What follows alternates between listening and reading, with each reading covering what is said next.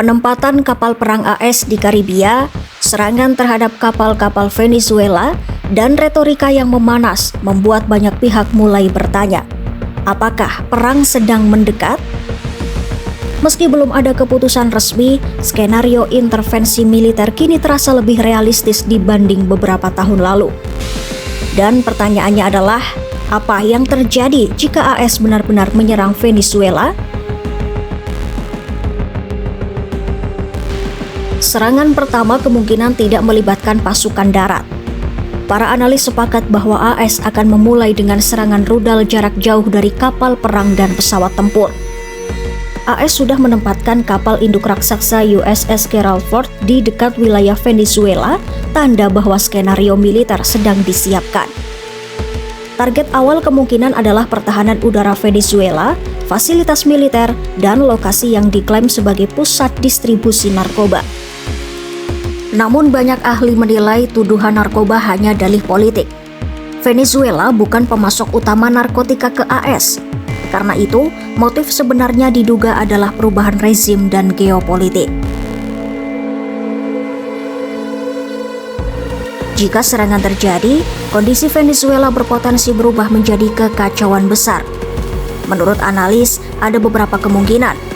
Kelompok paramiliter bisa berebut wilayah, militer bisa terpecah, dan kejahatan terorganisir dapat mengambil alih sebagian kota.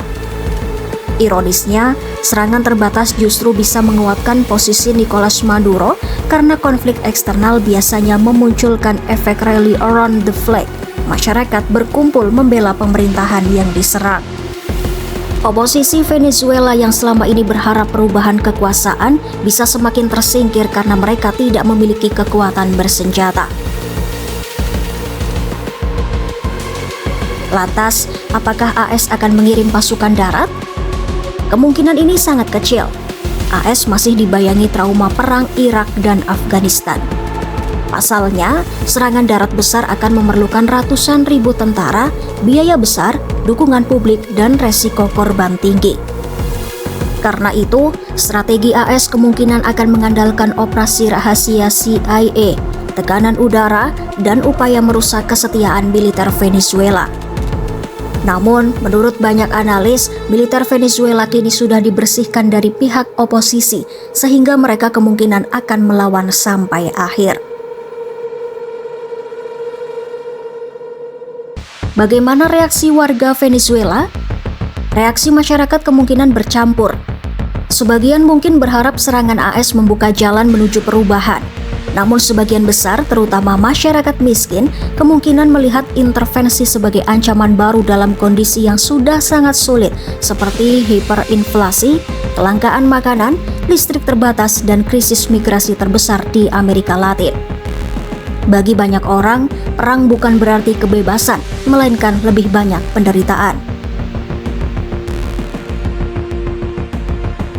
Venezuela tidak sendirian. Ada dua negara besar yang kemungkinan terlibat, yaitu China sebagai mitra ekonomi terbesar Venezuela dan Rusia yang memasok sistem persenjataan dan membangun kerjasama militer. Walaupun kecil kemungkinannya kedua negara akan mengirim pasukan, dukungan intelijen dan logistik bisa membuat konflik meluas menjadi krisis regional atau proxy war seperti di Suriah atau Ukraina. Selain itu, sekutu Venezuela seperti Kuba, Nicaragua, dan Bolivia kemungkinan akan memberikan dukungan politik, bahkan mungkin logistik. Beberapa analis memperingatkan bahwa Venezuela mungkin bukan akhir, tetapi awal pola baru. Presiden AS sudah memberi sinyal bahwa negara manapun yang memproduksi kokain termasuk Kolombia bisa menjadi target militer. Artinya, konflik ini bisa memicu destabilisasi di seluruh Amerika Latin dengan alasan perang melawan narkoba. Jika pola ini berkembang, batas antara penegakan hukum, kontraterorisme, dan perang bersenjata akan semakin kabur. Saat ini, masa depan Venezuela berada di titik kritis. Serangan udara mungkin terjadi dalam hitungan minggu atau semuanya bisa mereda di meja diplomasi. Pada akhirnya, pertanyaannya bukan sekadar apakah AS akan menyerang, Tetapi, apa yang terjadi setelahnya? Siapa yang akan memimpin Venezuela? Dan apakah kawasan itu siap menghadapi konsekuensi perang baru?